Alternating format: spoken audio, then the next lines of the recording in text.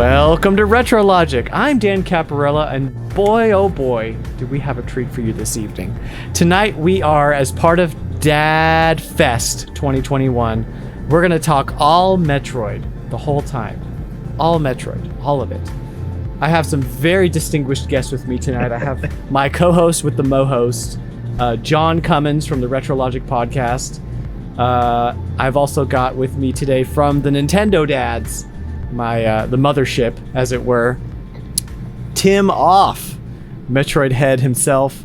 And then later in the evening, we're going to be joined by Logan from the Reformed Gamers podcast, the founder of the Reformed Gamers podcast. He's not here right now, but he will be joining us in a minute. Guys, I don't want to bury the lead any longer. Metroid Dread was announced today as part of the Nintendo Direct, and they won E3 single-handedly with that announcement. So let's talk about it right now off the bat. We'll get that conversation aside, then we'll turn the clock back and talk about Metroid's past history. As they broke the internet, man. This is our 35th anniversary celebration stream, so I don't want to delay our hype any longer. Guys, what was your initial reaction when you first you knew it was Samus on screen? And I want to go to Tim first, because I know you're just busting at the seams to talk about this. I need to rewatch what my reaction was when we were doing the reaction to the announcements thing, because it was like, I truly was like, I mean, I know I predicted that we would get a 2D Metroid game, but to actually get the prediction right, and we were just talking pre-show about this, but to not only be a 2D Metroid, but Metroid Dread, the name alone, like you said, and we were just talking, just was like, oh my gosh, that is the name we saw in the game in Prime, and people just blow up with all, speculation that what the next game was going to be based on that. But still, not to take away your thunder, Dan, it's still, it was my reaction to see all of that, along with the amiibos as well. I actually got a little teary-eyed, I'll be honest. And wow. I always thought it would be kind of funny when Roger does it, because I've seen him do it. Like, Roger's Base, he's been on the Nintendo Dad show as well. And whenever he does his reactions, he, stuff he cares about, you can tell he cares about, and he will tear up. And I just thought it was kind of like, is that real? Can you really tear up about a game? And then here I am. You want to see a guy? Tear up? You should have. I'm like, oh, okay. You should have been there for my reaction to Advance Wars. That was a guy tearing up right there. I had a reaction for you because I knew exactly. My gosh. Watching, I knew exactly you were flipping out. I was like, oh man, Dan just got his wish. We were talking about that too. We were like, everything that was coming up for everybody that we knew that wanted something, we were like, check on that person. On that person. Are they dead? What happened? but Tim, you are such an avid Metroid fan that. And nothing was leaked. We were talking about this pre-show. None of this was leaked. Yeah. Nobody had any idea. I didn't hear one person say we're going to get Metroid Dread at this E3. Like, you did predict 2D Metroid, but it's just I just got lucky. I just got lucky. Right. I said the same thing last night in our show, that I thought we were going to get either a 2D Metroid or Zelda, but it was just once. It wasn't. Had no idea it was coming. So right. So John, that's bonkers. So John, tell me your initial reaction. You saw Samus on the screen. You knew what was up. What's going on? So yeah, I have a crazy story with this, because I was actually in the dentist office with my daughters and my son. One of my daughters was getting worked on, and we were just sitting in the waiting room, and I was watching it with my other two kids. And about, I don't know, maybe 10 seconds into the trailer, they're still just showing the cinematic portion of the trailer.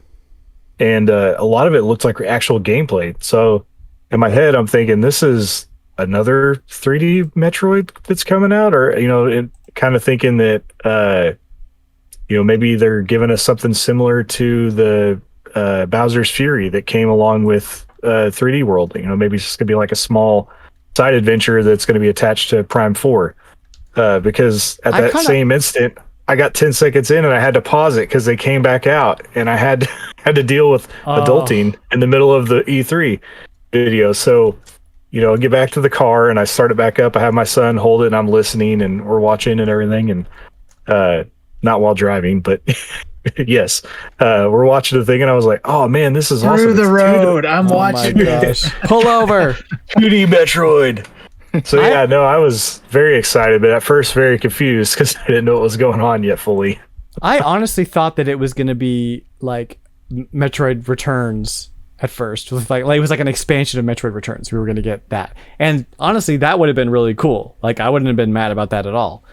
But as soon as I saw a port of Metroid Returns. Right, a port plus DLC or something like that. Yeah. But as soon as I saw that it was Dread specifically, I remember thinking back to all those rumors 10 years ago, 11 years ago when we were like, oh, like, yes, like Metroid Dread, like, what is it? And we know it's coming. What is it? And it never happened. And Sakamoto actually talked about that a little bit on his video, his interview. He was like, we wanted to make this huge 2D game and it just wasn't possible on the DS. And then it wasn't possible on the 3DS.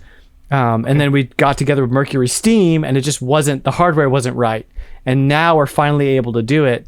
And I just totally get, like, he seems like he's really excited about the fact that he gets to finish his legacy. I need to rewatch that because I'm sure there's so much that he says that just... Oh, totally. I'm in a better place anyways. Maybe I won't cry when he's talking too. You'll be able to see through the tears. Right, exactly. So I'm assuming this is like a day one for both of you guys as well. Oh, big time. Yeah. Did any of you guys secure the special edition yet? I was lucky enough to get special edition and the amiibos secured. Yes. That makes me happy. I have the special edition, no amiibos yet. I'm still on the lookout for those. Yeah. Okay. I will still keep an eye out because I think Marty's still trying to secure his copy too. So. Me too. Yeah. The amiibo not so much. Like that'd be nice, but the special edition, especially since it has all of the book with all the content with the past games and stuff, that's super right up my alley with the retro stuff. So. I'm so happy we got it in North America. I know, the steelbook and everything. UK. We don't usually get those. Right. I'm kind of hoping that the amiibo are a little bit easier to find, similar to the Samus Returns 2-pack. Those kind of floated around for quite a while before they stopped making them. Yeah, so day one, I would say, camp out at GameStop or Best Buy. Yeah. My Best Buy usually has that kind of stuff like day of, but I better get, you're right, I better get there kind of early because it does tend to go. It's tough. It's tough out there. This game's going to prove the opposite of usual for Metroid games. It's probably going to oversell what they anticipate. I'm sure they think this is some niche thing and it's just going to blow up. So they better get ready. Like they better get that re-release ready. I'm assuming that's what they thought with Animal Crossing too, and then it just went crazy. So so they did a lot more of those consoles. So we just got to tell them. Yeah, come on, guys. If they can sell 2 to 3 million of these, I think that would be great. Anything more than that would be icing on the cake, I think. Totally. Yeah. Totally. So they're definitely getting better with their supply issues as well. Like the Animal Crossing Switch is way more readily. Like I still see it in stores. Out of all of them. Yeah. I see it more often than the regular Switch. It's pretty cool, but it's not the one I want. It's not the special edition I want. Yeah, give me a special edition Samus Switch. Yes. Oh my gosh. It's all red. I would take that. Well, I just want the whole back of the Switch to be like the arm cannon. Like just all the intricate parts of the arm cannon. That's what I want the back of the Switch to be. You just hold it up here and it looks like you're carrying the arm. Yes, it looks like you have the arm cannon. Nice. That's hilarious. I seen a mod one where somebody made the back of it the visor green. Where it actually was see-through, but like a visor, That's pretty cool. Or like Gunship Orange or something like that. Yes. Yeah. There's so much you could do with that. Come on. There's some really cool Yes. mods out there with that. So Yeah. there's some really cool mods out there with that. So, Yeah. but yeah, if Nintendo does a real one, then that's probably the one I'm gonna get. And we'll all be wrong. They'll do their own thing. Man, Yeah. we're It'll really just be one small little morph ball on the bottom of the Joy-Con, and Right. that's going to be. And their I'll still special buy edition. it. And I'll still buy it. I don't need a third Switch, but this is the one. Man, Yes. how timely is it too that we got this announcement today and we got our panel going. We had it scheduled. That was How the other thought awesome. that crossed my mind. I was like, oh, this makes it even more awesome. Exactly. Awesome, Tim awesome. Tim got us. He's wearing his Metroid shirt. I'm wearing a Zelda shirt, and he's wearing a Mario shirt. So we're kind of like the little roulette The trifecta. deal in Super Mario 3, where you got it all wrong. The every single piece. I don't have Yes, a that Metroid is shirt what or that I'd is. wear it. I need to get one. I wore mine yesterday on accident.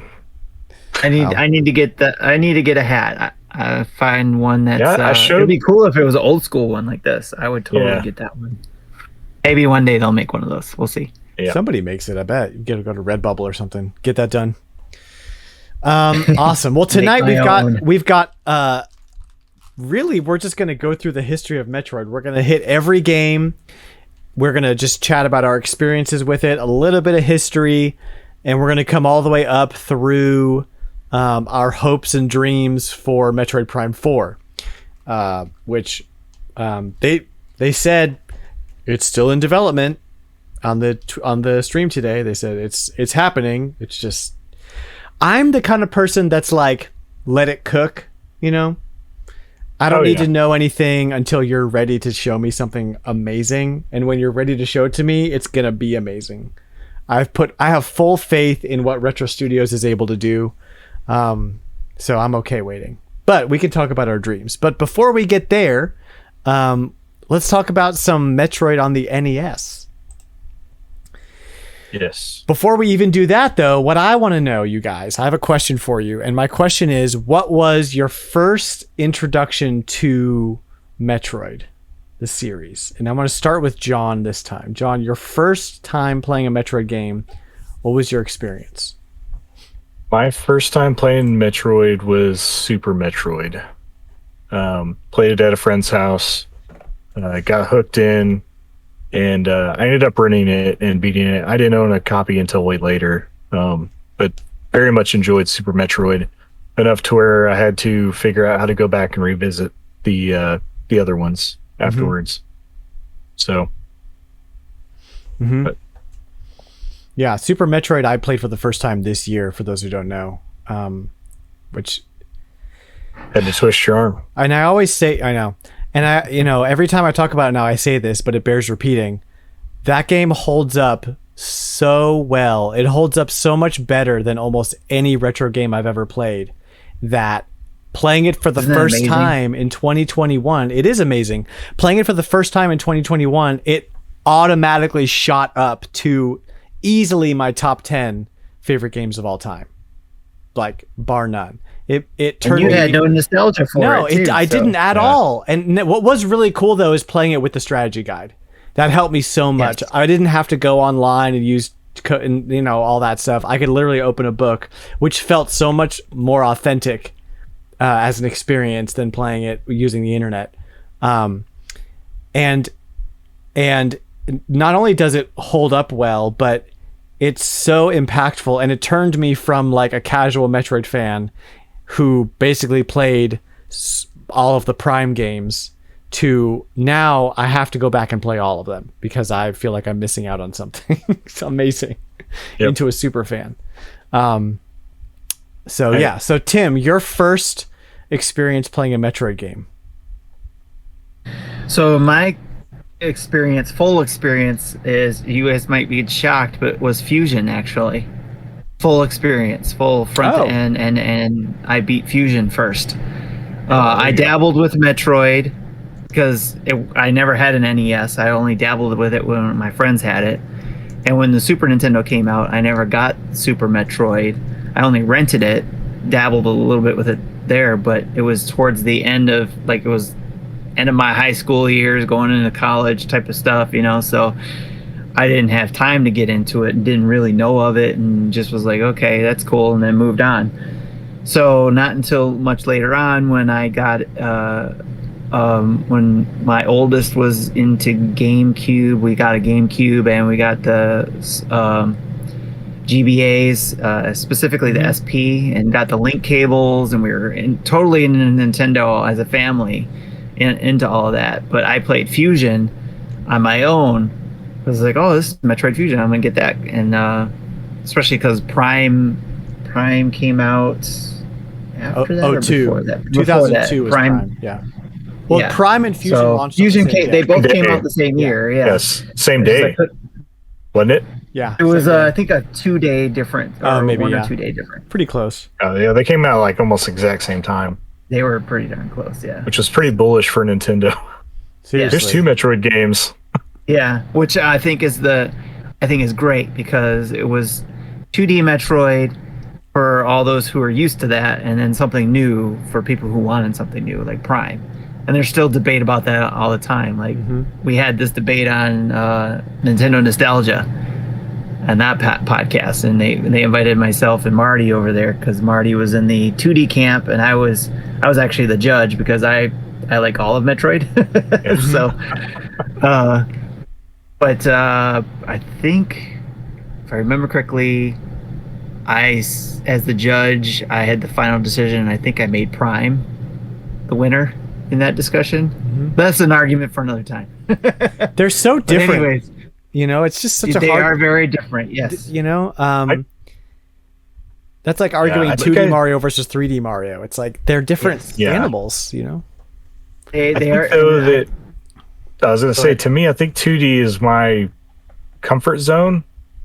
But I think the only reason that the 3D Prime games don't fully do it for me is the controls. Like, I think if the controls were more modernized, like, I think I would be all over it. I think that's always what's kind of held me back. So for me, when I played Fusion,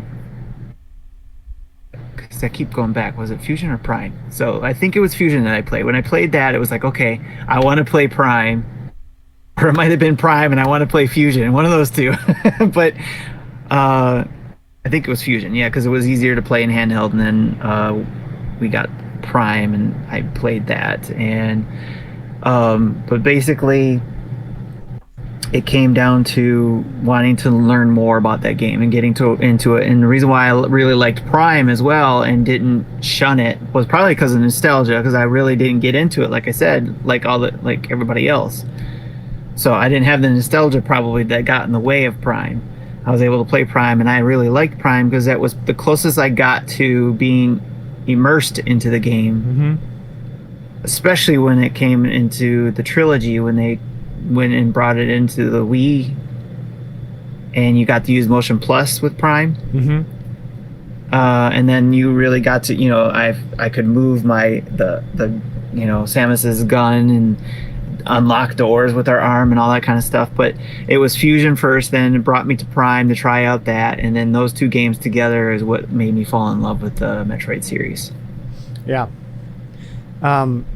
Yeah, I totally agree with you with nostalgia being sort of like my previous experience with Metroid was a very limited play of the original on the NES. That was my first experience, which is hard to swallow. You can't, which is why I'm very thankful for Zero Mission. Yeah, exactly. So like I played that as not a young kid, but old enough to like know what was going on, but not old enough to get very far without getting frustrated. And then Metroid Prime was my real, like, the first Metroid game that I beat. It really made me fall in love with the character and the lore and the game itself and the series. And then, there was no shortage of Metroid games to play. So we played that. We played Fusion. We played Echoes. We played 3 on the Wii. Loved that. We played the trilogy with the Wii controls. And then I did not play Other M, and then everything kind of dried up from there, which is a real shame. But that, so if you totally separate Metroid into two, like totally separate the 2D games from the 3D games, like they're both so good for like different reasons. Like Prime is a masterpiece, and so is Super Metroid. It's like, but they're so different. So you almost can't even compare them really. Like they are both they're the same kind of like exploration action games, but you know, if you don't want Metroid Prime to be a first person adventure game, yeah, you're going to be disappointed no matter what it is. So I was thinking about this the other day with Prime, like just its origin and how we didn't get a game on the 64. And I really think it comes down to that the creator of Metroid really wanting the most out of hardware and just elaborate games. Because like we were talking about with Dread, it's a very similar thing. You know, it didn't get made beforehand because the hardware couldn't handle the experience that they were wanting to create. So it just makes me wonder, you know, with that long period of time in between Super Metroid and Prime, you know, I think it was almost 8 years. It really makes me think that the N64 just wasn't capable of delivering that experience that they wanted to do at the time. Yeah, and I think they probably would have had to go 2D on the 64 if they were going to do anything. Yeah, exactly. That was like I don't think quality worthy, you know what I mean, worthy of the name Metroid. And they didn't want any 2D games on that systems. No, yeah, they were pushing 3D very hard on the N64. Yeah. But what was your guys' experience playing the original NES Metroid? We're not talking Zero Mission. We're talking straight up 8-bit, no map Metroid. Raw dog Metroid. That's what I call it. So when I unlocked it with the Fusion Prime connection, because you could unlock the Metroid game when you connected those two games together, I tried it out. I was like, you know what? Now that I play these, I'm going to try this out. I put it back down. I was like, nope, not for me. I didn't even try it any further. So it came from the time period where you had to make your own maps, and as far as like progress and things, your first time playing through especially when that game came out, it must have felt very large. You know, in retrospect, when you play it now, it's not a very large game. Yeah. But whenever you don't have a map, you're making your own maps and you're stumbling around. And that game also broke how video games work. You know, until that point, you went to the right, and that's how video games worked. Your progress was go to the right. No one ever went backwards. You know, they're like, oh wait, there's a wall here. Now I have to go backwards. Right. You know, like what happened? in the wrong direction. Yeah. What I do? So, you know, this game was very daunting to a child, I imagine, and that's probably why you didn't get as far, Dan, as you probably would have liked whenever you were playing it. Yeah, and I didn't really get far at all in that game until I was an adult and played it. I think I played it the same way you did, Tim, with the unlockable in Metroid Prime. But looking back on it with you know, hindsight being 2020. Metroid and The Legend of Zelda coming out the same year, they are very similar games from a like overarching design perspective, where, you know, we're going to take the level progression part of a game and just not throw it out the window, but we're going to kind of blend it in with the gameplay some more. So it's not really about like, here's level 1, here's level 2. It's about you sort of choose your progression in a way, right? Because the original Metroid was relatively open, not as open as The Legend of Zelda, but because you still had to kind of collect certain things in a certain order up to a certain point. But like you said, John, the whole backtracking thing, you know, you did a little bit of that in The Legend of Zelda, but it was way more open than Metroid. Metroid was like corridors, you know, like, oh, okay, I have to go back to this specific corridor and come out. It's a much smaller game than Zelda. But those games having a similar design philosophy in that way, I think is very interesting. 1986. Well, and they were both originally Famicom Disk System games when they released. So we were fortunate to have the better hardware by the time we got the NES in the States to be able to play these games. Yeah. I could only imagine if I had understood that concept of if I even had an NES and had the ability to get that game, that I probably would have jumped all over graphic paper and designing my own map as a kid and had a blast with it. But I never got that chance, and even with Super Metroid, never got that chance either. So, but I'm thankful I was able to go back to it, try it out, and just my patience wasn't there for the original Metroid after playing such a further into design game, where with all the additional things that help you along the way with the quality of life improvements. Yeah, exactly. Yes. Quality, exactly. Yes. that's what I was trying to think of. Quality of life improvements. So how Very far hard to go how far backwards. have we come where back then a map was a quality of life improvement? exactly. Oh, it's a game changer. It's the same thing with Phantasy Star, like we were talking about on the show the other day. Just the addition of a map makes that game playable, like in today's age. And so Gaming. you can't talk about Metroid for the NES without bringing up Gunpei Yokoi, Yes. who is one of Nintendo's from an electronics company standpoint, one of their earliest visionaries. Producer of the Game Boy, producer of the Virtual Boy, to my knowledge, the inventor of the D-pad. Yes. Produced the original Metroid and really saw it as something In the really, Game & really Watch. special. Yeah. And backed Sakamoto's vision for the game completely. Invented the Game & Watch, a producer of the Game & Watch. That's how we got the D-pad. If not for him, Metroid probably never would have got off the ground. He saw things 20 years down the road. Whereas everybody else probably saw Metroid and was like, this is confusing. Why would we make players do this? But it ended up being the foundation for something totally incredible. I also wanted to... Oh, go ahead, Dan.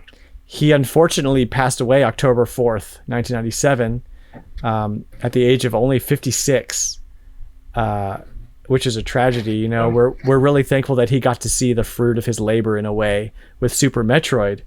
But I can only imagine what his mind being blown with what Metroid Prime and today with Metroid Dread, what the series would become.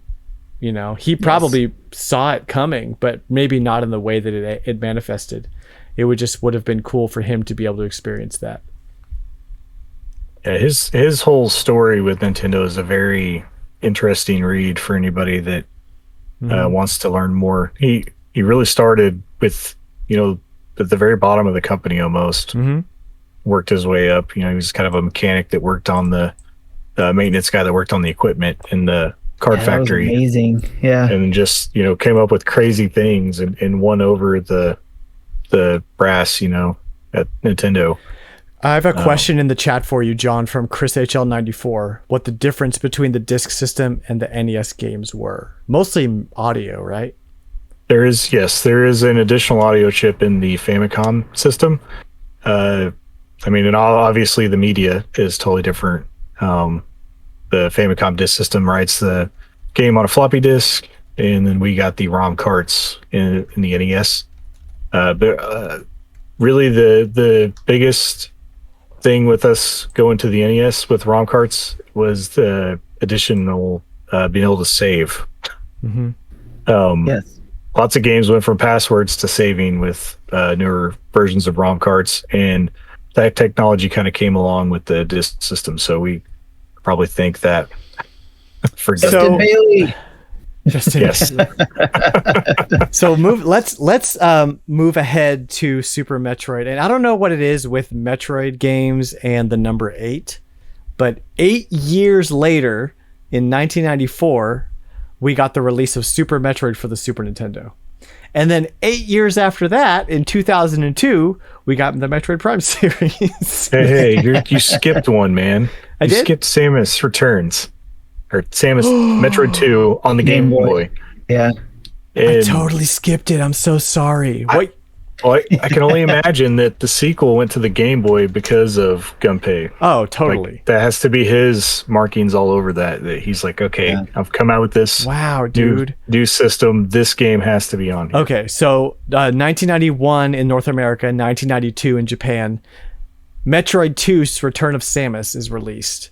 Produced by Gunpei Yokoi again. This is also showings of how Sakamoto strangely absent from the credits. I don't know if maybe he was just a designer on that game. I don't know. Yeah. But this shows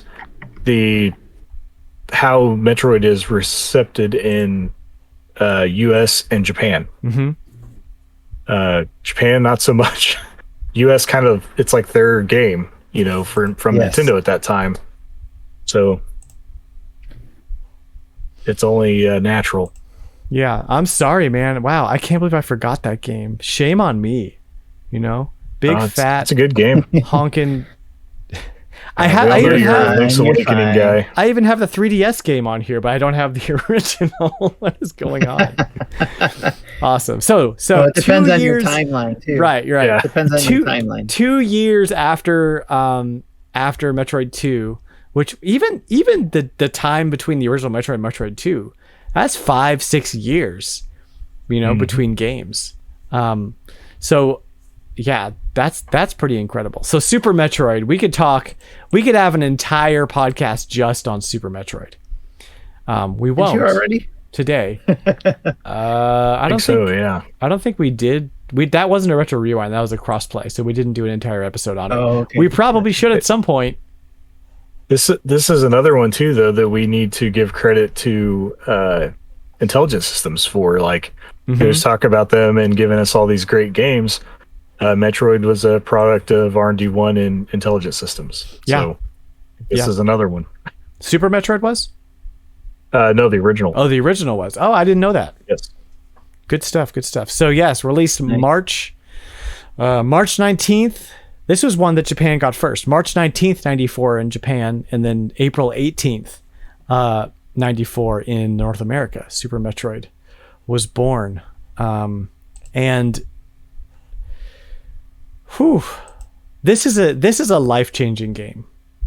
This is a game that took Metroid from an obscure series on the NES and the Game Boy to now we are fans of a series of games.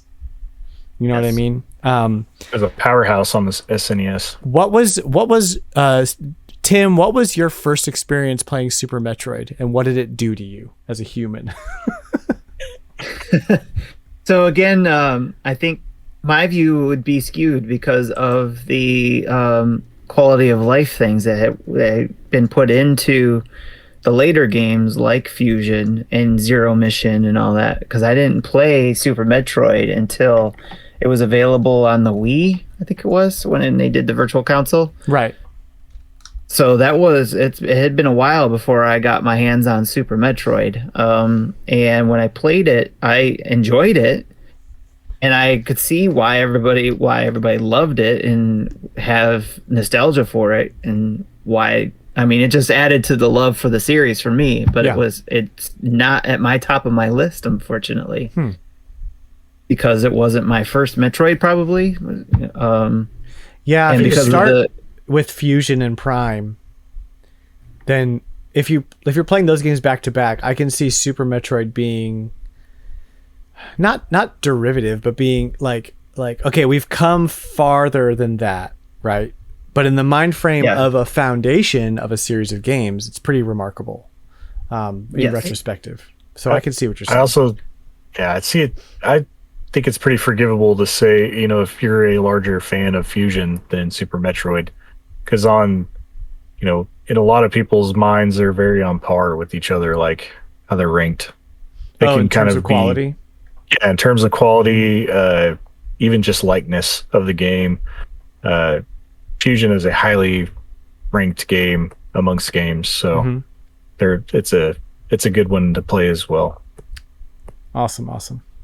It's definitely, it's a great game. I mean, I think it's definitely above any others that we considered lower on the Metroid totem pole. But Generation again, Force. which I still enjoyed, but it's like, I think it's the same argument we have with Zelda, right? There's all these great Zelda games, but there's got to be one that's lower than the others. You got something's going to get pushed down, right? So, we'll get to it, but there's a couple games that has always panned for being bad in the Metroid series, but I actually enjoyed. But they still end up lower on the totem pole because they all can't be number one. So when you start ranking them, exactly. And as I said earlier, Super Metroid is now in my top 10 favorite games of all time. Being somebody who's kind of engrossed in retro gaming, I take the perspective of like in 1994, games like, when did Symphony of the Night come out? That was later. That would have been that was PlayStation 1, right? So like, 96, 97? It 97. It took 3 years for something of equal caliber to come out. That game was at least 3 years ahead of its time, I don't think I'm going to say this and then I'm going to regret it, but I'm going to say it anyway. I don't think anybody would go and play Castlevania 4 and say like that's on par with Super Metroid.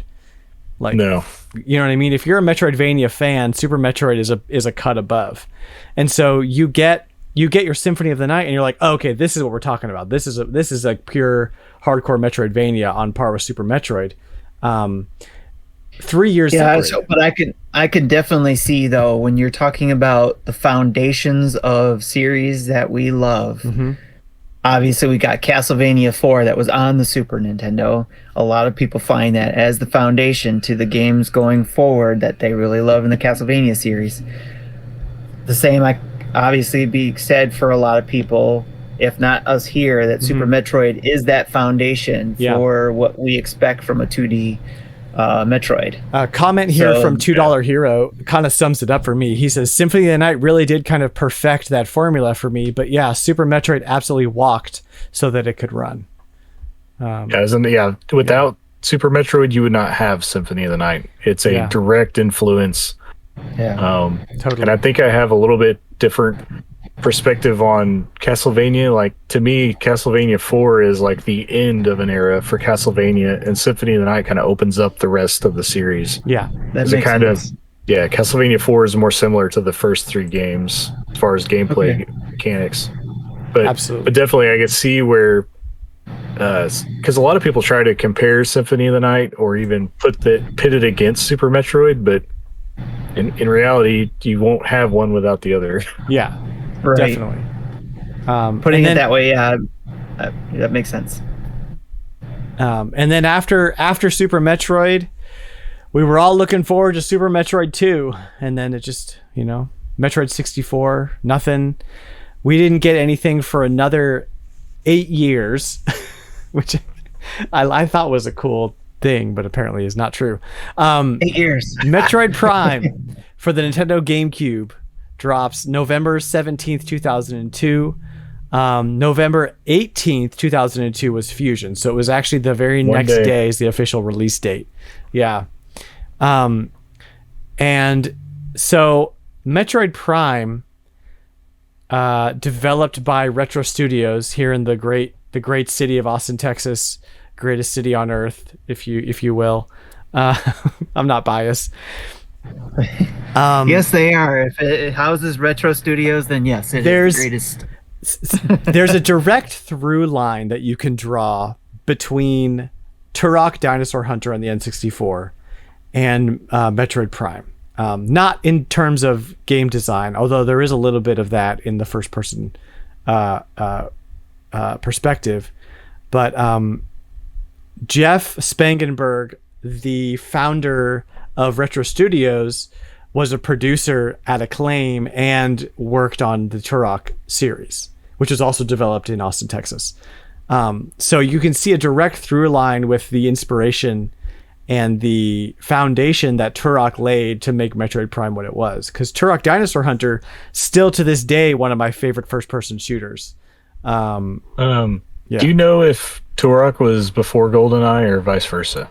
I believe it was before. Turok was first, yeah. Mm-hmm. Yeah, so yeah, I think it was actually the same year, but like Turok was early in the year, GoldenEye was later. Yeah. But they're not even. That's like a ground. That's groundbreaking for the N64 as a first-person shooter. So yeah, he got really good groundwork as a 3D developer from them to take forward with him when he went to retro. Yeah, definitely. And the fall of Acclaim being what it is, those devs had to go somewhere, So, and then putting Nintendo's like quality standard on that kind of game really boosted what I think Metroid Prime ended up being, which is a totally unique, as Nintendo calls it, first-person adventure, not first-person shooter. That is very heavy on puzzle solving, and not light on action, but I wouldn't people like to pit, and especially back in the day, people like to pit Metroid Prime and Halo against each other. But those are totally different games. Like, you never go up against a squad of whatevers in Metroid Prime like you do in Halo, right? And Metroid Prime originally had no multiplayer. It was totally you isolated. And yeah, you fought space pirates, but that was nothing like going up against a squad in Halo. They were totally, from a design perspective, totally different games. So they're totally unfair to even compare. What was y'all's first experience with the Prime games? And Tim, we went into this with you a little bit, but your sort of reaction to these games as they came out. Let's talk about that a little bit. Again, I think immersion was the biggest thing for me. I felt very immersed into that game. I felt like, even though it was still a GameCube controller, it was just... I just felt immersed in there with that being in Samus's helmet, looking at everything and scanning things, exploring a different view in exploring things. Just blew my mind as an adult. I wasn't even a kid, It was just like I was a parent with, my oldest, where she was playing games with us too, and she loved it, and it was a phenomenal game that blew my mind. I was gonna say my little mind, but I was older, so but seeing to it, it's like seeing Samus's, and a $2 hero in the chat says raindrops on the visor, which is like such a cool effect. But even deeper than that, there are those points details in the game where if there's a bright flash, you see her reflection in the visor, and you're like, yes, whoa. Now, it's so I don't rare know. too. Like, they modeled her face just for that. That was a GameCube. That was in GameCube, right? Because I'm trying not to blend between what I've seen in the original game and what I saw in Trilogy. I don't know if they did anything to Trilogy. They didn't change much. They didn't have to. No. Yeah, okay. just I didn't. It was a phenomenal game. All the details, the environmental details in that game. I'm just going back right now and into my memories and thinking of that game. And even when I go back to it today on the Wii U, when I can play it there, it's still, even though the controls are different, it still helped with the immersion for me, and it still had the exploration and the back and forth that you got from the original games, to where you go over here, you get what you need, then while you're over there you ran into things you couldn't do, so you got to go back over this way and go get those things, and then, oh look, I found this thing to be able to go back over here and get to that area I wasn't able to before, or open this door that I wasn't able to before, and then just build on that, and the ability to get the save, the maps, and all that kind of stuff. It perfectly maintained the Metroidvania formula. Yes, in 3D. Mm-hmm. In 3D, mm-hmm. and the music. The music also, I love Metroid Prime's music in that game. It's just, I will sit there and listen to it. I even have some of the remixes. There's like some electronic remixes of the song that I actually really, the songs in that game, I should say, that I really like too. That's dope.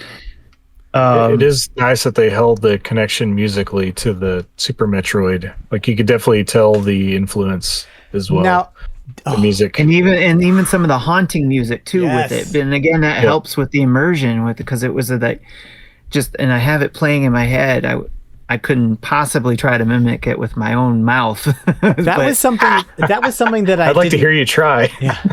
That was something that I did not. Oh wait, that's Star Trek. Sorry. Wrong sci-fi. So playing Super Metroid for the first time this year, that was something that I did not expect, was how much of Super Metroid is just like woven into Metroid Prime. Not only from a design perspective, but the music especially. Like, I knew all of this music from Super Metroid, and I had never played this game before. It's because they so beautifully crafted into the experience of Metroid Prime that it was just part of the Metroid DNA at that point, you know? That's Nintendo for you. They were like, hey, you're going to make this game, but it's going to be using this and this. You're going to sample things from this. Like, we need you to actually build on what we've started. Now, transitioning over to Fusion. Fusion continues, like Metroid Prime starts, and it's kind of a different storyline, unless I'm mistaken. Yeah, it's not totally connected. Yeah. I think it's been tried to put in with the main Fusion game is supposed to be timeline. the last game in the series. It is supposed to be the last in the timeline. Yeah. That's where But Fusion is. Yes, Prime is somewhere in the middle. Yeah, Prime is a separate series though, and its storyline. It's I the believe. same Samus, so she's doing things that Samus Correct. would do. But yeah, we're not really sure where it lands as far as like a Fusion comes out, which is supposed to be the direct sequel to Super Metroid, if I'm not mistaken. Yes. 2D Metroid, I don't have a fresh memory of Fusion, even though I know that I played it a little bit back in the day. Does anybody have a fresh memory of Fusion that they can talk about? So it introduces the parasites. The X. The X, yes, and that's Samus got infused, or not infused with, she got infected with it, and in order to fight the infection, they gave her a shot of Metroid DNA. Serum. Super serum. Yes. And she became They Captain gave America. she got abilities from Kinda. that to be able to absorb the X parasite. Now, when she was going through the base and finding out what's going on there, and finding out some things to the storyline there as well about the Metroids and the parasites and where the Metroids came from to fight the parasites to begin with. By the Chozo, I believe Chozo made the Metroids to destroy the parasites. But you learn a little bit more about the origin from Metroid 2, which we tried to skip earlier, of Metroid's origins. Yes. And I guess we learn also in there about Adam, because that was from Other M, which I haven't gotten into yet. But Adam was infused or injected into the computer system or something like that. His consciousness. So yeah, definitely want to stream some Metroid Fusion coming up. So stay tuned. You'll have to play it on the Wii U. Yeah, that's probably what I'm gonna have to do. I don't have a Game Boy player. I'm not about to drop the money on the disc. So right. So Fusion was the game that I gravitated towards. I was not necessarily off put by Metroid Prime. Just wasn't really what I was looking for at the time. And so I played Fusion instead, and didn't actually go back and play Prime until, I don't know, maybe like 5 years ago. And like I said, I think that if I would have tried to play it when it originally came out, I'd probably have a better opinion about the controls, because it'd be all that I know. But trying to go and play Metroid Prime in 2016 after playing Modern Warfare and Halo and everything else, if you kind of hard to digest.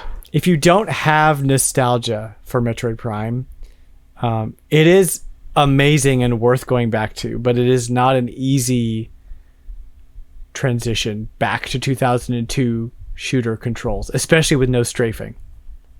It's not as easy to go back to as the 2D Metroid games For sure. are. Yeah, for sure. Yeah. So yeah, I you're definitely think going to that be able was the to. biggest thing with that. Yes. And Yes. so going back That's into what stopped me. going back into Metroid Prime talk, November 15th, 2004, we get Metroid Prime 2, which bumped up the difficulty significantly with the like infected, or like I forget what they're called. It's like the dark zone where you're constantly losing health until you get a specific item.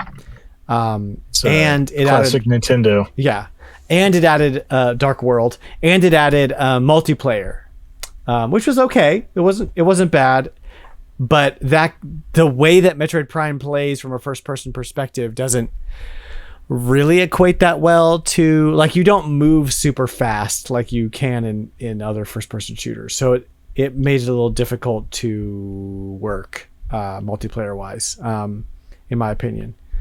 But I'm sure Nintendo said, like, hey, shoehorn some multiplayer in here. Of course. As a sequel to Prime, I think Prime 2 is fantastic. It doesn't change the formula up too much. It's very familiar, but the games feel very samey.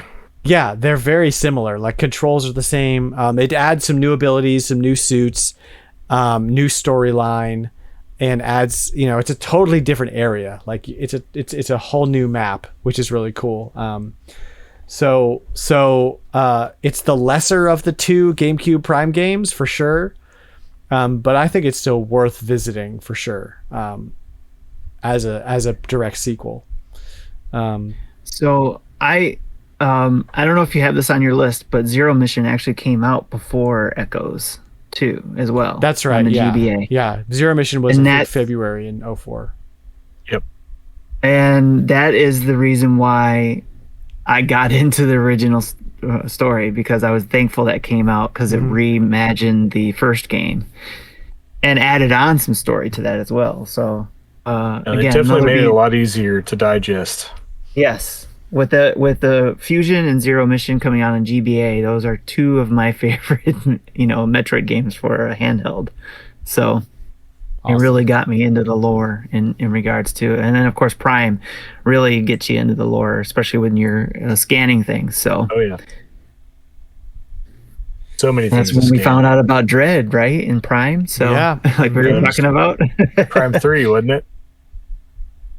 Was it 3? I thought it was the original Prime that mentioned it. I thought it was 3.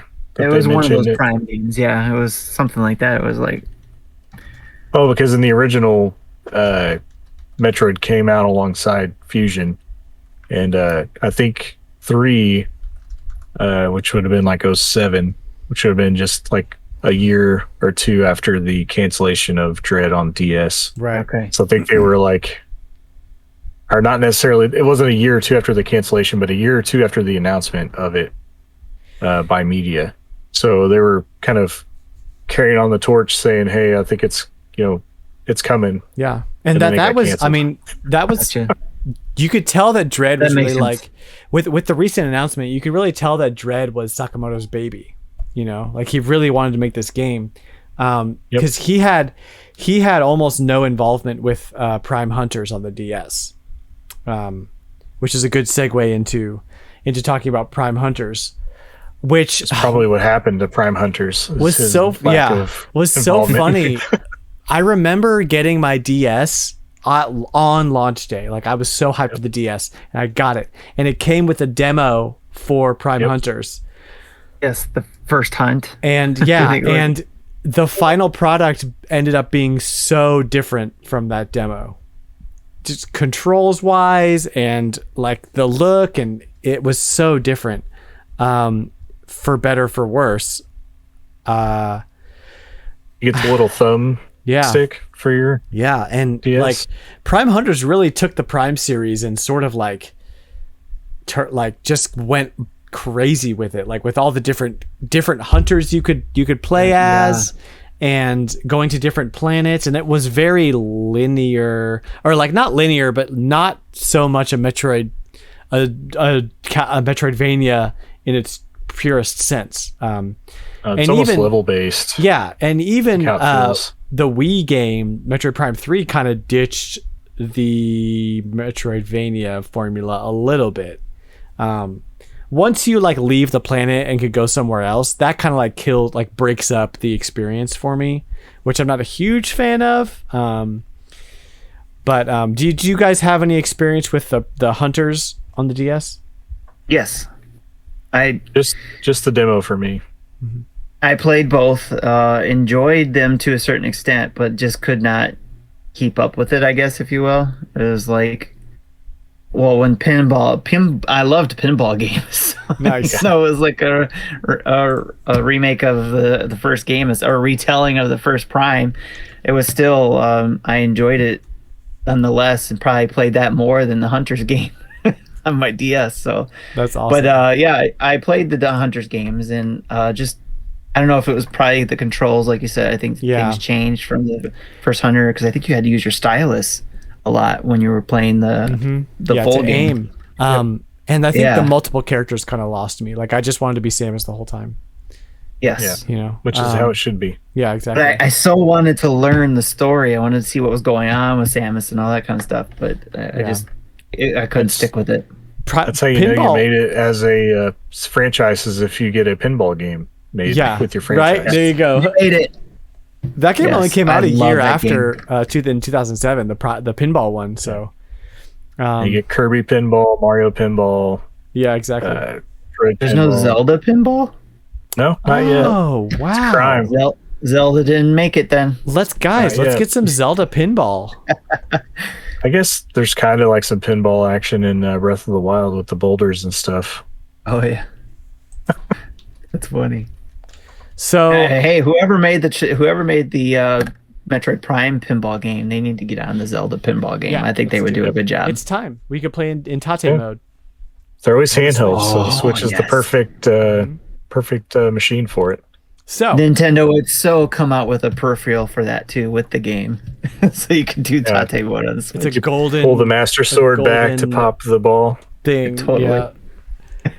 So August 27th, 2007, Metroid Prime 3 for the Wii launches.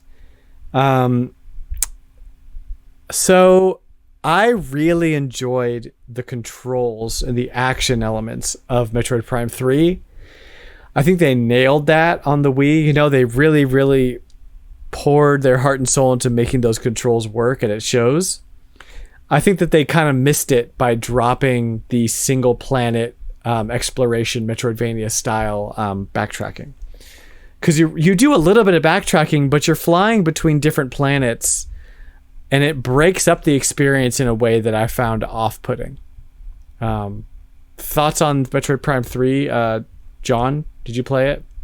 Oh, no. This is actually the only Metroid game that I have zero experience with. I've yet to play 3. All right, Tim, save me. Metroid Prime all 3. on you. I think at that point I'm kind of sorry to say I got bored with the Prime series by that time. Like playing 3, I was just getting bored with it just felt samey, I guess. Even though it was still, motion controls. It was. I gave it another go when Trilogy came out, but it was like when I was trying to play Corruption, it was just like it wasn't happening. I don't know if it was mindset at the time, but I watched my daughter play it. My oldest, she played it and enjoyed it, and so I think a lot of my memory is watching her play it, and even though I did play some of it, so. It was definitely a different experience from the original Primes, and that I just kept wanting there to be more action. I didn't like it breaking up the experience the way that it did. It should have just been a cohesive world. Maybe it's just something I couldn't pick up on like you could. Like just there was something different there. I just wasn't picking up on. It wasn't clicking with me at the time. So it was just like it wasn't as big of a deal as the first two. I love back in the chat they're talking about the pinball. Mole says that Odama was already a pinball game from the start, so it made it with the very beginning. I think if you start as a pinball game, you don't count. I'm sorry. That doesn't you know, like LPDs. Devil's Crush doesn't count. We're not. Yeah. LPD even mentioned Sonic Spinball. Sonic has even made it. Yes, I do love some Sonic Spinball.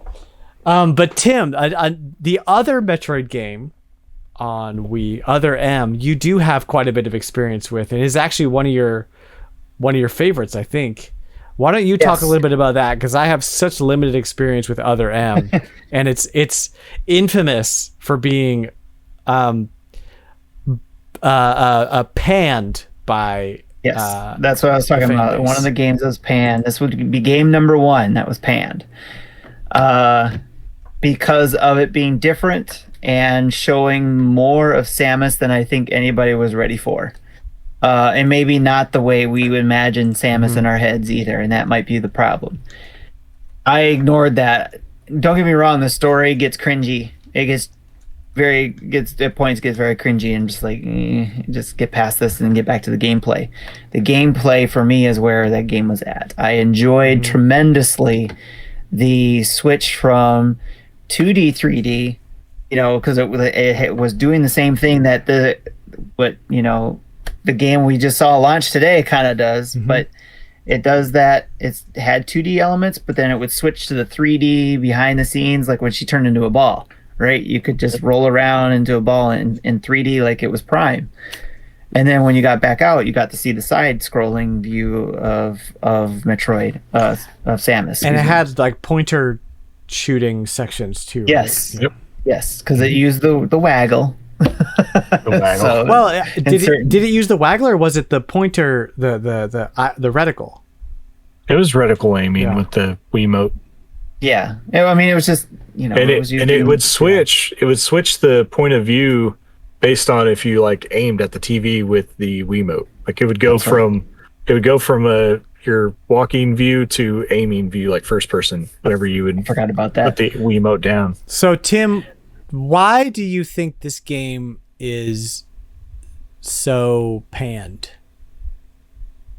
critically? If you think about what we were talking about with Prime, right? If like John was talking about how he preferred the 2D game and he couldn't get into the 3D game because of being so used to 2D, right? So, and even though we had 3 Primes with 3D, it was people wanted a new Prime game or they wanted a new Super Metroid game. And it was neither of those things. It was a new direction with Team Ninja. Yeah. Right?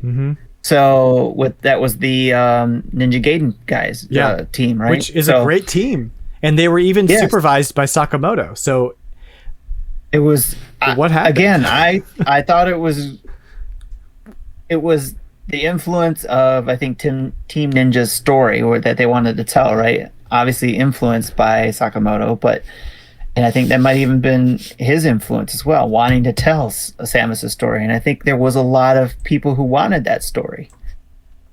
Yeah, and this is a dark game series, but is never portrayed in that way. This could be another example of hardware limitations. You couldn't have that much cinematic parts of games on GameCube and 64. Or and that might Super be the other Nintendo. thing too, is that Metroid games aren't meant to be, or weren't originally cinematic like this. Yeah. It was the story. Yeah, the story in Other M, I feel like, is told very explicitly. Like you're following the story, and you're gonna see every beat. Whereas every Metroid game, aside from maybe Hunters, up to that point, the story was very subtle and almost secondary. Like you could miss whole story elements if you didn't scan the right thing or go to the right place, or you just missed a detail. Right. And it's that either you kind read of something in the 2D games, or you got the quick video of everything. And so in Prime. And what that does, when you tell a story subtly like that, what it does is like, it's almost like, as from a storytelling perspective, because movies do this too. it gives you a feeling without giving you the head knowledge of why you're feeling the feeling, which is so eerie. Like, if you're getting feelings that something really scary is about to happen and you don't know why, like, that's hard to pull off and really powerful from a storytelling perspective. And Metroid does that so well. And then Other M doesn't. Other M tells the story from a whole different way, which isn't wrong. It's just not what we've experienced from Metroid up to that point. It was like they were trying to add a lot of the things that we see in RPGs, story-wise, like with your Final Fantasy cutscenes, you know, trying to build up on that.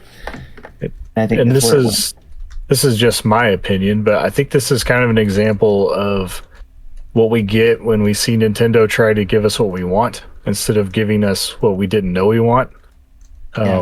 This is, you know, two camps that were split up on the game franchise, you know, 2D and 3D side, and they're like, well, we'll try to blend the two together and give them a game that way. And it just got rejected. You know, and I probably should have just went with something that just totally shocked us, so we didn't, you know, because those are always the best Nintendo games, is when they just give us something that we weren't expecting at all in their own direction. You know, give us something, like I said, give us something we didn't know that we want until we got it. LDP in the chat says it wasn't Super Metroid and it wasn't Metroid Prime. And then $2 Hero in the chat says it shows and tells too much to the audience. It's unsubtle.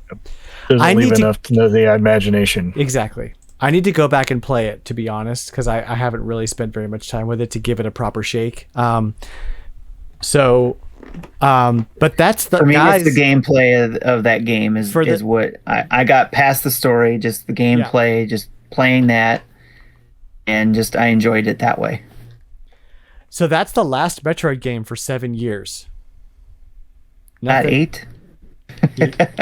No, not 8. I know it breaks the trend that I made up. Yes. There's, you know, the Wii U comes out, and we do get a cool mini game in Nintendo Land featuring the gunship, which I think is awesome. It's a super fun mini game, but there's no official Samus standalone game, Metroid standalone game, until the Switch comes out, and we get Metroid Samus Returns, developed by Nintendo and Mercury Steam. That's 3DS. That's 3DS. What did I say? And then Federation, you said Switch. Okay. And then Federation Force before that, too. I can tell how Dan feels about Federation Force. Do we really want to talk about Federation Force? It's Metroid Prime. It's actually not a bad game. I like it. Okay. I like where they're trying to take the story. It was basically Federation Force was created so that they didn't have to rely on Samus anymore. But I was going to rely on Samus. You didn't know you had Metroid Prime Federation Force apologists on the panel tonight. No, I didn't. I think we're going to buy you a copy of the game, and we're all going to play through it. How about that, Tim? You like that? Why is an army of Samuses anything that should be in a Metroid world? Well, it's not an army of Samuses. They're limited. Learn their lesson about the Prime series with Samus doing everything, and they were like, we want our troops to mimic Samus. Yep. So we're going to make mechs. We even have $2 Hero. We even have $2 Hero in the chat saying Blast Ball was fun. Yeah. Blast Ball was fun, and it was part of Federation Force as well. Guys, Federation Force was fine. Metroid Rocket League. Here we go. It was fine. Yes, it was. That's where they got the Rocket League idea from. But if it never existed, we would all. Oh wait, I think it would also be fine. I don't know. What year did that come out? Federation Force? 2016. Yeah, it was the year before the Switch launch. Was it the year before Samus Returns? Yep. No, that was 18, wasn't it? No, 2017. 17. It did. August. Samus Returns was August 19th, Federation Force. 2017 is Samus Returns. Okay. Oh, I was thinking Samus Returns was in 18. That's crazy to me. 1, 2, 3. We also did talk about Samus Returns. Not yet. I was about to, and then you guys wanted to talk about Federation Force. So here we are talking about Federation Force. Federation Force is awesome 15, for 16. Co-op experience. It needed to be I think it would have even went better if they were just like, here's Samus in 4 different colors. Like if it even just had the Samus skin, I think everyone would have been fine with it. But it was just Instead the of fact that 4 white soldiers with different colored armor plates on them, you know? Instead of That's 4 what everyone- swords, it should have been 4 blasters. Yes, 4 blasters. Metroid 4 blasters. Prime, 4 blasters. 4 charge Yes. shots. But it's the same concept. I mean, Tim is not wrong. It's 4 swords, but with Metroid, and the puzzle solving portions of the game and the co-op game experience is actually really well done. One of The my favorite connection parts of that It's not game great. is the amiibo ability to be able to get the different skins. I Yes. loved it. I Yeah, loved they kind opening of up all made the those. They kind of made those guys into me's a little bit. I just wish, like, this is a game that I think would Damn, thrive like, are on we the. really still talking about this? I'm gonna let y'all go. I'm just letting you guys do it. I think it would thrive on the Switch as like a, like just port it directly over, make it a eShop game, and make it like $5 or $10, or even include it into Nintendo Switch Online, and just let people play it now with a better connection and a better online system than the 3DS had. Because there's lots of times where you'd be in the middle of the game and it would just totally drop off. Yeah. And chat was also not great on 3DS, which I realize Twitch is not totally better, but at least we have Discord now. Yes. to use. Now we got Discord to rely on. We can use Third Discord. strongest mole in the But, chat says Federation Force 99. And then $2 hero in the chat says Federation Fortnite. Federation Fortnite. Yeah. No, I mean, it's at least worth a try if you have somebody you could play with Yes. cooperatively, because it's fun. It wonder- actually is enjoyable. I wonder how that actually would be Federation Force if we got together on Discord and tried to play that. I have a copy, Tim. We just need to find at least it's fun with 2, but it really shows it's fun Yeah, whenever you you need can get 4. at least 3 to 4 is where right. it shines. Y'all have fun. I'm sure you'll find 2 other people in the Nintendo dads who have a copy of Federation Force lying around. We'll just send a copy to Chris HL, and he can make it part of the game night. We'll There we go. have a blast with it. Blast ball. I'll set Can up we- my camera and get Blaster. it filmed. Can we talk And about I'll stream Samus it that Returns now? Can we do that now? Yes. Thank you. Okay. It's So about time, Dan. Jeez, 2017. Yeah, man, you keep forgetting about that game. I hate you guys. 2017, Metroid Samus Returns drops on the 3DS. Totally unexpected. I don't think anybody was expecting one of the last great games for the 3DS to be a 2D Metroid.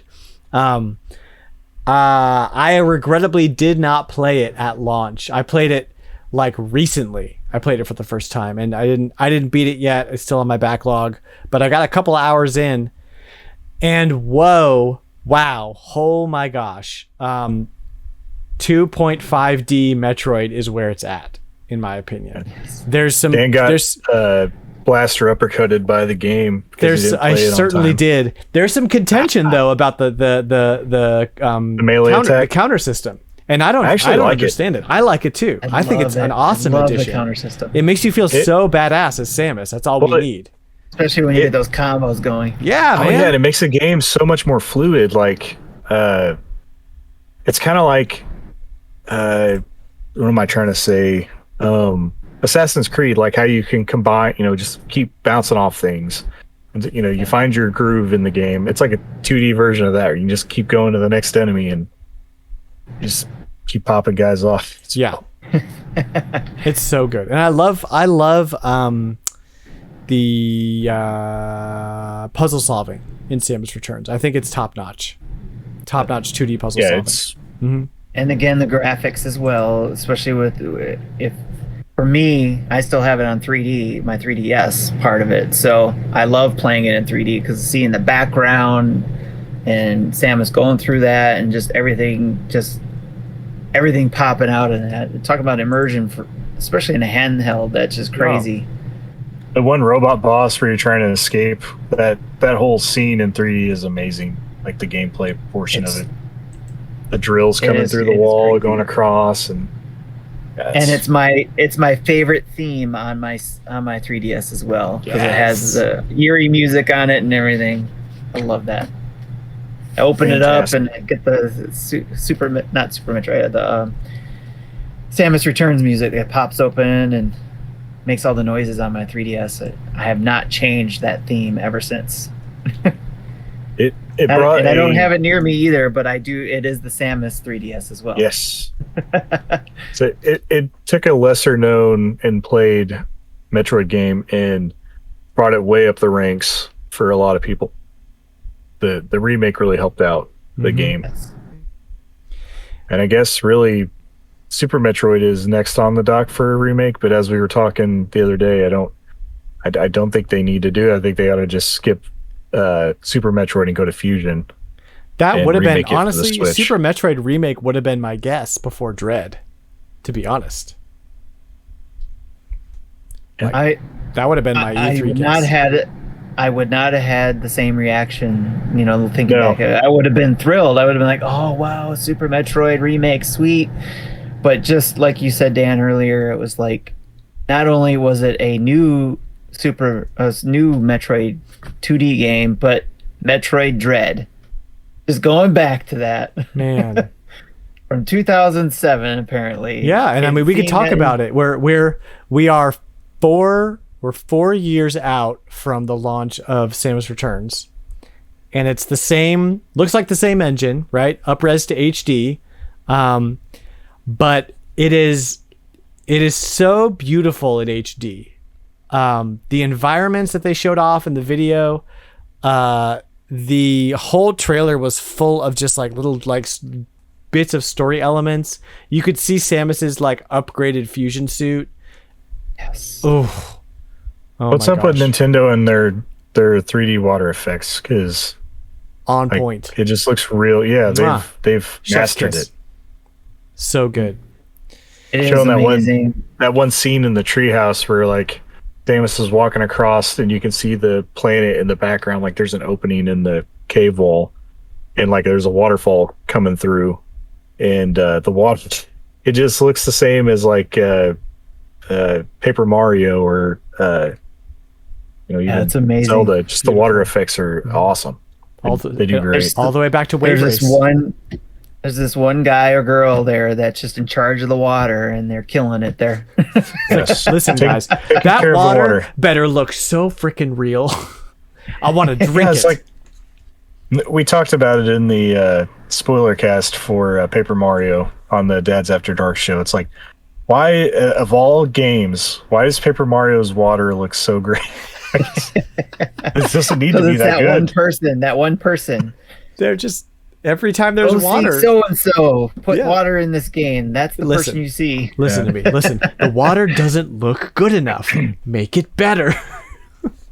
And it, like $2 Heroes talking about in chat, the game looks like it's running very smoothly, and that's Oh, one thing I yeah. noticed right off the bat too. It's like it's very, very well put together. It's got to be 60 frames a second. Yeah, the way and it you know what? looks. It has to be really, really solid Yeah. because that that- game. It looks like they increased the pace of that game by a lot. I mean, And the you're music. running from these robots that are Yes. one the shot at eerie you. music and the sounds. Yeah, when they were get doing close it to in you, the- and it's a one-shot kill. yeah, And it Treehouse. oh man, Yeah. yeah, the whole When treehouse you were showing presentation. that of off. that I loved it. mm-hmm. I loved it. I'm gonna probably rewatch it again Oh at man. some point. I I got a few months to wait, so we started this. Only a couple months, man. October. I thought this was like next year. Nope, October. No, that's Breath of the Wild too. We started this episode talking about Metroid Dread, but before we wrap it up, I want to talk a little bit about Metroid Prime 4, and kind of just like our hopes, right? Like we don't really know anything about it right now. It started from scratch in 2018, started over, and so they're 3 years into development. Was it 18 or was it? Nope, 2018. Man, that's crazy. It's Yeah. been that long. I was thinking that was early 19 when they announced that it was being redone. And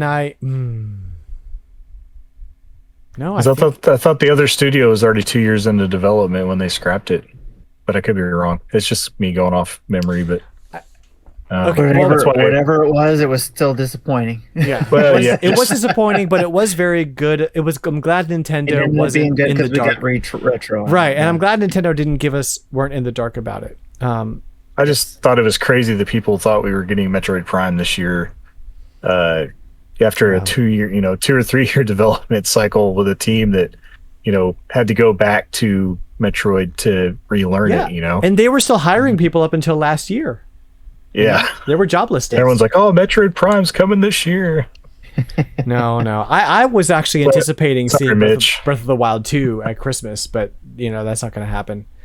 No. It so- takes more time than that. So with our collective experience with the Prime series, do you want to see them go back to the classic original Prime formula, one map, one planet, Metroidvania style, or would you like to see them go somewhere different?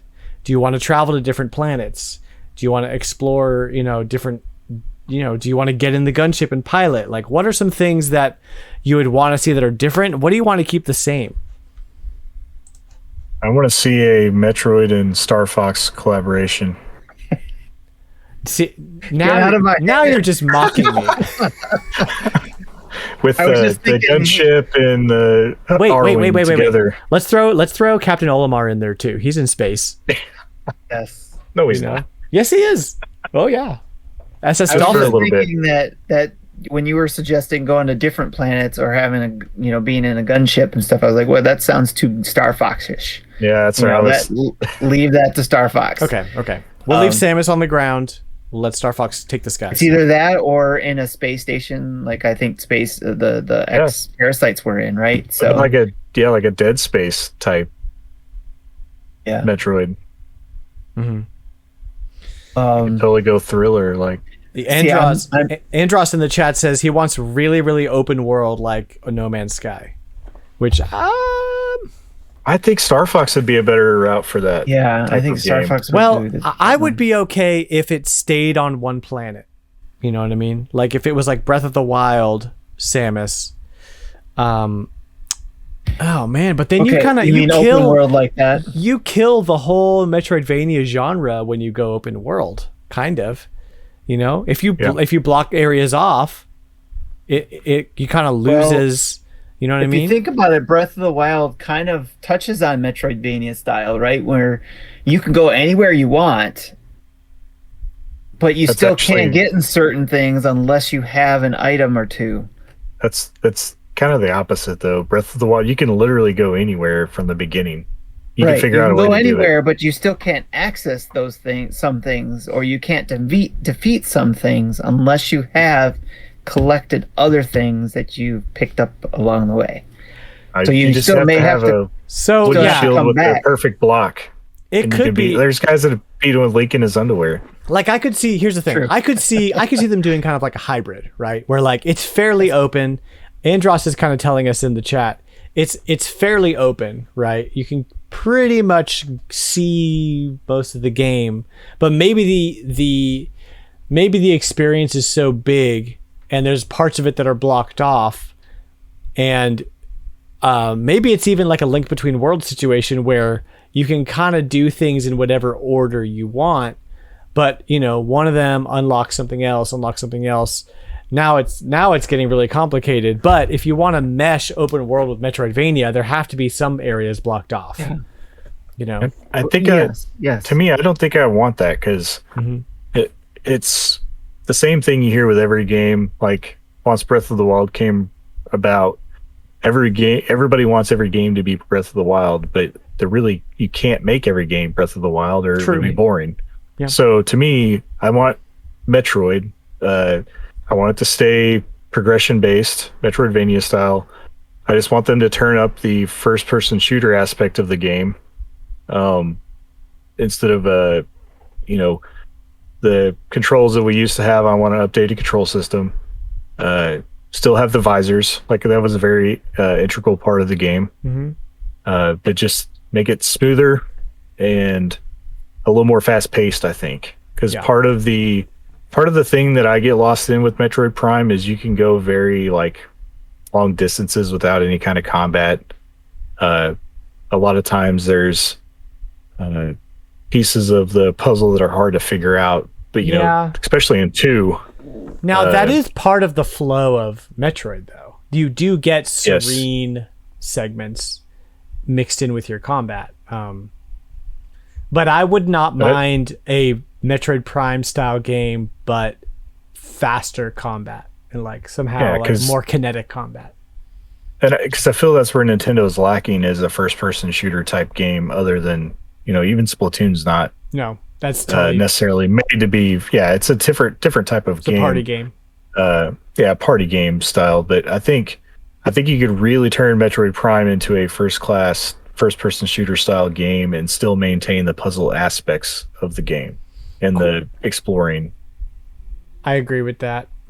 Andros in the chat is asking about multiplayer co-op. Whoa, are we talking Federation Force again, or what? What's going on? I think that's something they do after they're done with Prime 4. They do Prime 4, and then they work on a multiplayer. Okay. Metroid 99. Separate thing. I honestly like the more that I sit here and kind of ponder, like, man, what would get me just the most excited about seeing Metroid Prime 4? And it would be a very concise storytelling experience. It's not very open. That's you're on a path, right? Just like a Metroidvania. You know, maybe some twists and turns here and there, just like a Metroid Prime game, but tell me just the best story that you can subtly in this Metroid Prime 4 world, right? Like, I think that it would be fine to get in your ship and go to different locations, but I don't think that I actually want open world Metroid. I think I don't want to kill the experience. If they're going to do that, it's got to be bases. It's got to be bases that you're going to go to. Mm-hmm. If you're going to fly somewhere, not necessarily planets, even though those bases could be on different planets. It could be like a bases type of thing. So what I was thinking, there's two things. One, the reason why I'm at a loss is because for a long time since they announced Prime 4, I was thinking, oh, this is where they're going to bring Dread in. And now that's been taken away. So it was like kind of $2 Heroes talking in the chat here about preferring a more well-balanced designed single planet than a galaxy of planets that are all vast and there's nothing there.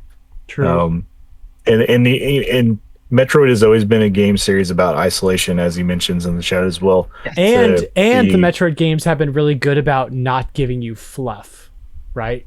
Correct. Like everything is there for a reason, and you might not understand what the reason is yet, but you're gonna find out. So that's why I said earlier, like a concise story that's told very, very well and specifically is a Metroid experience to me. Go, Tim, go. You got it. All right. So go for it. First, before I say the idea, is that before they do this, they need to come out, work with Dark Horse again, and do a book like they did the Hyrule book. Oh yeah. To outline Hyrule Historia.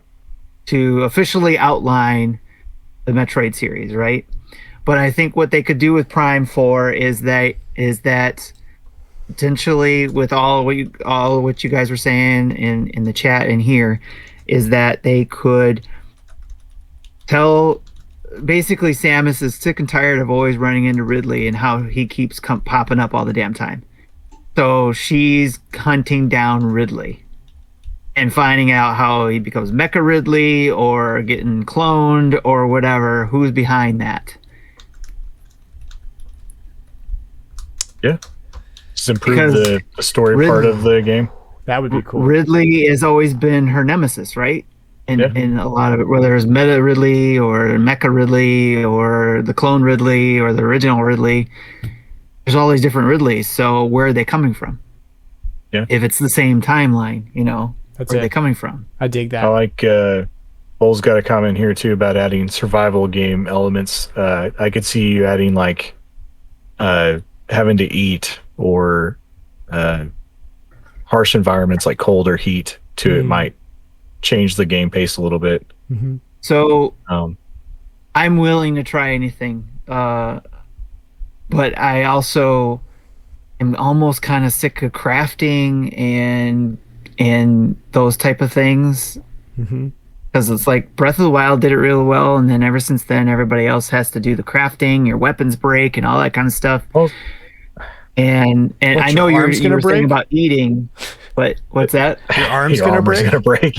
Yeah, it seems like the eating part is like if you're gonna eat, then it means you have to go and scavenge for those things, right? To me, Breath cook. of the Wild's crafting felt kind of tacked on to me. You could almost play the whole game without cooking at all if you wanted to.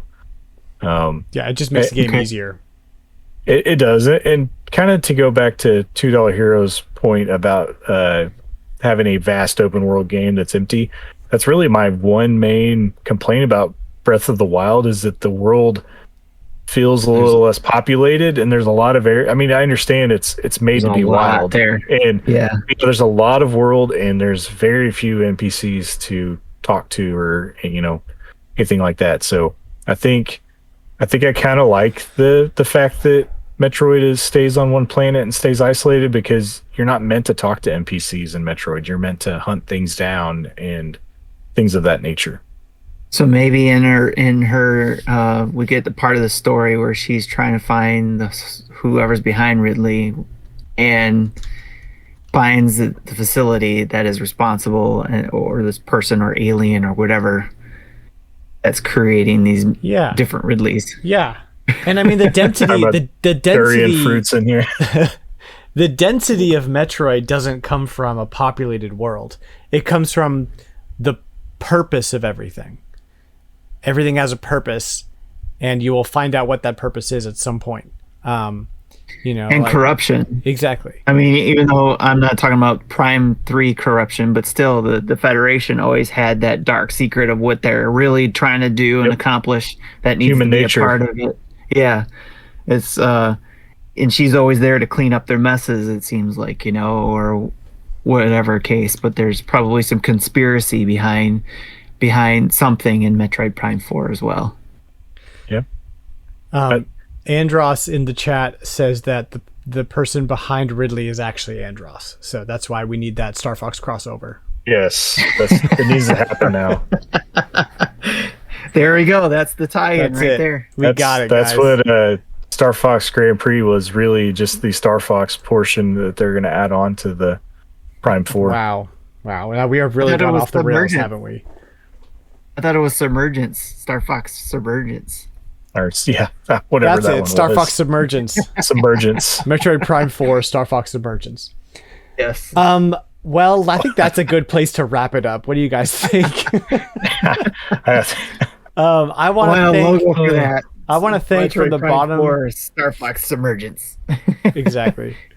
I want to just thank you guys from the bottom of my heart for joining me for this the 35th anniversary Metroid panel.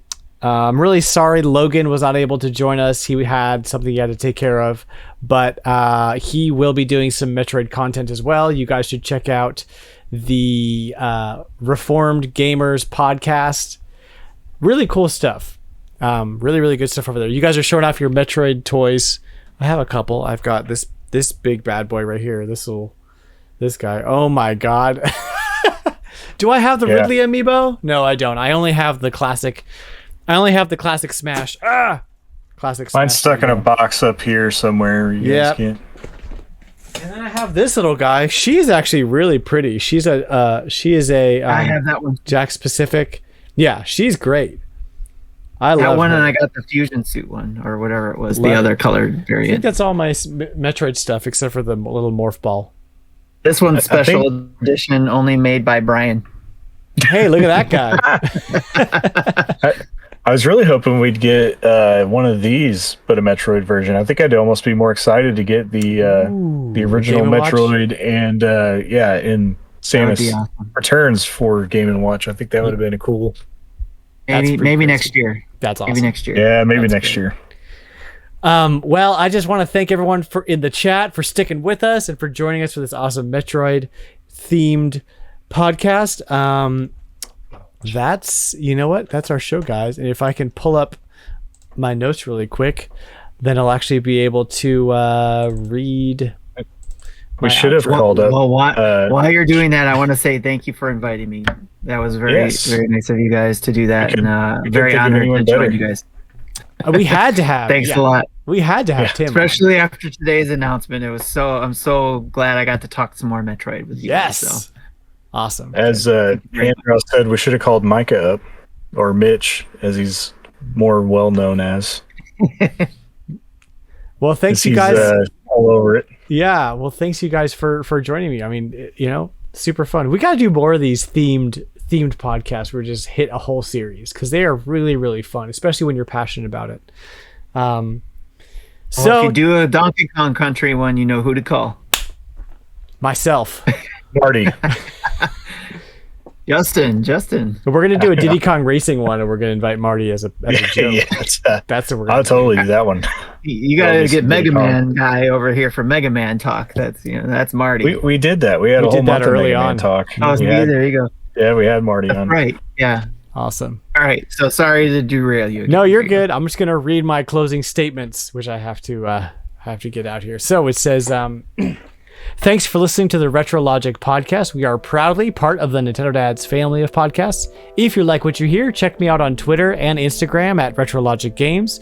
You're also welcome to jump into our friendly and non-toxic Discord community. The link to that is in my Twitter bio. You can get all of the Retrologic things at the website retrologic.games. I want to thank our Twitch chat who's blowing up right now. I want to thank John, as always. And I want to thank Tim, Nintendo Dad Tim. And we will see y'all on the next one. Peace out. Bye now. Yeah. Plug that Retrologic sticker. Yeah. Go buy that merch Start calling Tim. Retrologic.games.